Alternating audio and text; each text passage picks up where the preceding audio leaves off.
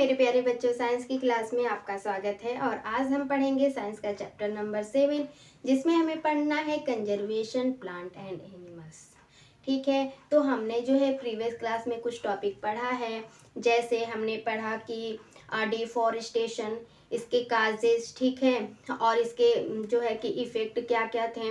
और फिर हमने देखा national park, biosphere reserve, wild life sanctuary, red data book, endemic species, ठीक है, इकोसिस्टम, एंडोजर्ड स्पीसीज, एंडोजर्ड एनिमल्स, है ना। हमने ये सारी चीज़ें जो है कि प्रीवियस क्लास में पढ़ा है। और आज हम पढ़ेंगे माइग्रेशन के बारे में। ठीक है, तो आपने देखा कि रेड डेटा बुक क्या था। ये एक प्रकार का आधिकारिक रूप से एक दस्तावेज था, जिसमें कि संकटग्रस्त विलुप्त प्रजातियां, जो दुर्लभ प्रजातियां थीं, वो नष्ट होने के कगार पर थीं, तो उनको रिकॉर्ड करके रखा जाता था। ठीक है, और था कि एंडोजर्ड स्पीसीज जो थी भाई, इसके लिए हम लोग क्या कहें कि जो विशिष्ट स्पीसीज थी कि एक ही स्थान पर, केवल उसी स्थान पर जो है कि वो जो है कि रहेगी, उसके सिवा वो कहीं और नहीं पाई जाती है। तो उसके लिए एक पर्टिकुलर क्षेत्र होता था, एक एरिया होता था। ठीक है, और हमने पढ़ा इकोसिस्टम के बारे में, हमारा पारिस्थितिकी तंत्र क्या है ना, इसमें हमने देखा। और जो है कि हमने पढ़ा एंडोजर्ड स्पीसीज, इसके बारे में जो है कि हमने कहा कि जो भी संकटग्रस्त जितने भी एनिमल्स हैं, चाहे जो है कि प्राकृतिक आपदा द्वारा या हंटिंग द्वारा या किसी भी प्रकार से वो संकटग्रस्त हैं एनिमल्स, तो उन लोगों को जो है एंडेमिक जो है स्पीसीज हमने बोला, एंडोजर्ड स्पीसीज बोला। ठीक है, तो उसमें जो वाइल्ड बुफेलो था, है ना, बारहसिंगा था।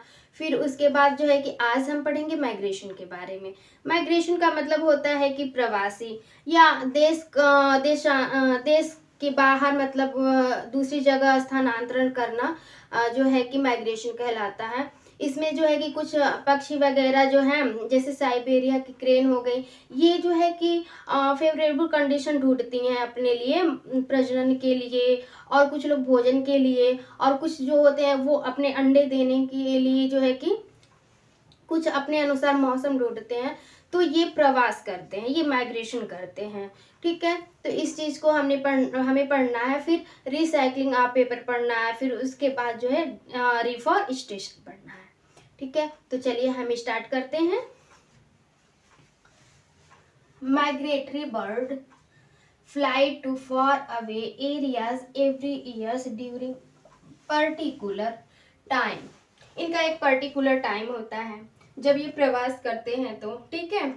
और जो है कि और मतलब हर साल ये करते हैं, बहुत लंबी दूरी यात्रा करते हैं ये लोग, जो पक्षी होती हैं। क्योंकि फॉर क्लाइमेट चेंज, क्योंकि मौसम चेंज होता रहता है ना, तो उसके हिसाब से ये साइबेरिया के जो पक्षी हैं वो जो है कि माइग्रेट करती हैं। जैसे ये ग्रेटर फ्लेमिंगो हो गया, साइबेरिया क्रेन हो गया, and etcetera. They fly for laying eggs as the weather in their natural habitats. कुछ ऐसे मतलब जो फ्लाई होती हैं, वो अपने अंडे को लेकर के ऐसे स्थान पर जाती हैं, नेचुरल हैबिटाट को वो खोजती हैं, ठीक है, अपने अनुसार वो लेकर के जाती हैं। और becomes very cold and in hospitable. ठीक है, तो इनके कहने का मतलब है कि जब जब ज़्यादा ठंडी पड़ती है, तो ये लोग क्या करते हैं कि एक स्थान से दूसरे स्थान तक अपने नेचुरल हैबिटाट को खोजते हैं। और वहाँ मौसम के अनुसार जो है कि आपको पता है कि जलवायु जो है हमारी परिवर्तन होता ही रहता है, तो उसके अनुसार ये लोग ढूंढते हैं और माइग्रेट करते हैं। ठीक है, अब आइए हम पढ़ते हैं रिसाइकलिंग ऑफ पेपर के बारे में। भाई देखिए, जब हम पेपर को बचाएंगे तो हमारा इन्वायरमेंट भी सुधरेगा। कि कैसे सुधरेगा भाई, जब हम जो पेपर हम लोग जो है कि यूज़ कर रहे हैं, अगर वो ख़राब हो गया, फिर उसको हम रिसाइकिल करके रीयूज़ करते हैं, तो बहुत सारे पेड़ भी, मतलब पेड़ का कटाव भी बच जाता है। इससे जो है कि हमारा जो इन्वायरमेंट भी शुद्ध रहता है, अगर पेड़ का कटाव नहीं होगा तो। ठीक है, तो वी शुड, हमें क्या करना चाहिए, हमें चाहिए कि सेव करना चाहिए। रीयूज्ड पेपर, जितने भी रीयूज्ड पेपर हैं उनको सेव करना चाहिए, रिसाइकलिंग करना चाहिए इसको। ठीक है, ताकि हमारा जो जैसे पहले का जो पेपर बना है, ठीक है, उसको लुगदी वगैरह बना करके फिर से उसको जो है कि रिसाइकलिंग करके हम पेपर बना सकते हैं। तो ऐसे करने से ना पेड़ की कटाई कम होती है। ठीक है, तो सेव एनर्जी, और जो है कि ऊर्जा को भी बचाना चाहिए एंड वाटर, हमें वाटर को भी सेव करना चाहिए। नीडेड फॉर मैन्युफैक्चरिंग पेपर, पता है जब जब भी हम लोग पेपर का मतलब पेपर बनाते हैं ना, तो उसमें वाटर की एनर्जी की बहुत ही नीडेड होती है। मैन्युफैक्चरिंग जब हम करते हैं पेपर का, तो अगर रिसाइकलिंग करेंगे ना तो इन लोगों की जो है कि बचत होगी। ठीक है, अमाउंट ऑफ हार्मफुल केमिकल्स, और जो हार्मफुल केमिकल्स होते हैं जो हम यूज करते हैं ना, used in paper making will be reduce, इसको भी हम कम कर सकते हैं अगर हम रिसाइकलिंग करें। तो ये सारी चीजें जो है कि हम अगर करें तो जो केमिकल हम लोग यूज करते हैं वो उसका भी रिड्यूसिंग होगा, कम होगा, है ना, और एनर्जी भी बचेगी, वाटर भी बचेगा। देखिए कितनी सारी चीजें हमें बच रही हैं अगर हम रिसाइकलिंग करते हैं तो।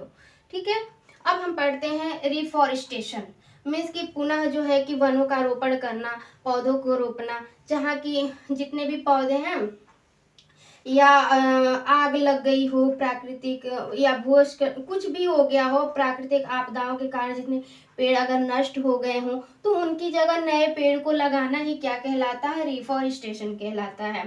ठीक है, restocking of the destroy forest by planting new trees, हम क्या करते हैं कि जहाँ नष्ट हुई भूमि रहती है, जहाँ पर पेड़ जो है कि नष्ट हो जाते हैं, वहां पर हम नए प्लांट को लगा देते हैं, उसी को हम क्या बोलते हैं, रिफॉरेस्टेशन बोलते हैं। Retain our green wealth for future generation, हम अपने भावी जैसे नेक्स्ट पीढ़ी को मतलब बचाने के लिए उन लोगों को जो है कि अपने ताकि उन लोगों का जो है कि इन्वायरमेंट सही रहे, तो उनके लिए जो है कि हम लोग जो है कि फ्यूचर के लिए बचा करके रखते हैं, है ना, कुछ एनर्जी हो गया, पेड़ हो गए, सारी ये चीजें बचा करके रखते हैं जो आने वाली पीढ़ियां होती हैं। इसलिए हम क्या करते हैं, प्लांटेशन ऑफ मोर ट्रीज, हम लोग बहुत सारे पेड़ बहुत ज्यादा मात्रा में हम लोग क्या करते हैं, पेड़ को लगाते हैं। ठीक है, फॉरेस्ट कंजर्वेशन एक्ट, ये जो फॉरेस्ट कंजर्वेशन एक्ट था ना 1980 में आया था, और ये जो एक्ट है ना इसको इसलिए लाया गया था ताकि पेड़ों की कटाई कम हो। बिना गवर्नमेंट से मतलब इजाजत लिए हम किसी भी पेड़ को नहीं काट सकते हैं। ठीक है, कोई भी चीज हम लोग नहीं कर सकते हैं। ठीक है, तो ये एक्ट लाया गया था। अगर हम इस एक्ट के मतलब विरुद्ध कोई कार्य करते हैं ना तो हाँ गवर्नमेंट हमें पनिश कर देता है। ठीक है, preservation and conservation of natural forest, हमें क्या करना चाहिए, हमें परिरक्षण करना चाहिए, संरक्षण करना चाहिए। किसका भाई, जो वन के प्राकृतिक वन है उनको जो है परिरक्षण करना चाहिए, संरक्षण करना चाहिए। ठीक है, meeting the basic needs of the people living in near the forest, जो है कि कुछ ऐसा होता है ना कि कुछ लोग होते हैं, जैसे कोई वन है, कोई जंगल है, तो उसकी कुछ दूर पर आर पास पड़ोस के मतलब में जो है कि बहुत सारे ऐसे लोग रहते हैं वहां पर जिन्हें कि देखिए वन से जरूरत पड़ता है, वन से वो लोग लकड़ी काटते हैं, वन से जो है फल फ्रूट भी मिल जाता है उन लोगों को, और कुछ जो है कि जैसे गोद वगैरह हो गया तो इसका जो है कि मार्केटिंग भी वो लोग कर लेते हैं। तो कहीं ना कहीं ये लोग जो है कि छोटे मोटे जो लोग जंगल के अगल बगल रहते हैं तो वो लोग इन्हीं पर डिपेंड रहते हैं। तो इन लोगों का भी ये चीज मतलब बच जाता है, अगर वन की कटाई नहीं होती तो इनका भी बैलेंस बना रहता है। तो ठीक है, तो हमारे लिए जो है कि फॉरेस्टेशन करना बहुत ही जरूरी होता है, और आप लोगों को भी ज्यादा मात्रा में पेड़ लगाना भी चाहिए। ठीक है, तो ये जो चैप्टर था ना, चैप्टर नंबर 7 जो था, ये हमारे इन्वायरमेंट को शुद्ध बनाने के लिए, संतुलन बनाने के लिए ये चैप्टर था। इसमें हम लोग देख रहे थे जितने भी पेड़ पौधे हैं, जितने भी जीव जंतु हैं, उसको कैसे हम कंजर्व करें, है ना, कैसे हम इन लोगों को प्रोटेक्ट करें। अगर हम नहीं प्रोटेक्ट करते हैं इन लोगों का तो हमारी लाइफ में ये लोग क्या करेंगे, मतलब इनकी वजह से इन लोगों का प्रभाव क्या होगा। जब हम वन को काटेंगे तो प्रभाव क्या होगा, अगर हम जीव जंतु को नष्ट करते हैं तो क्या होता है ना, ये सारी चीजें और कितनी जो है कि कौन कौन सी स्पीसीज संकटग्रस्त में आती हैं, नेशनल पार्क है, ये सारी चीजें हमने पढ़ा है। तो आई होप कि ये चैप्टर आप लोगों को बहुत अच्छी तरीके से समझ में आया होगा, ठीक है। और आप लोग जो है कि पढ़ेंगे भी, अच्छे से पढ़िएगा इस चैप्टर को ध्यान से, ठीक है। और जो है कि आज के लिए बस इतना ही। अब हम फिर मिलेंगे नेक्स्ट वीडियो में, ठीक है। So thank you.